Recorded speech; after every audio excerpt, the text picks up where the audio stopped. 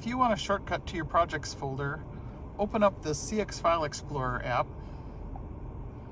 navigate to your projects folder,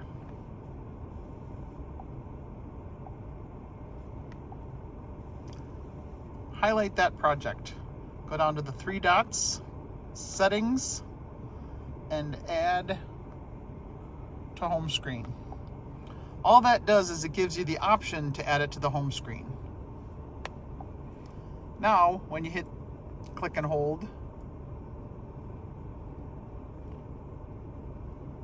more, you can actually add it to the home screen.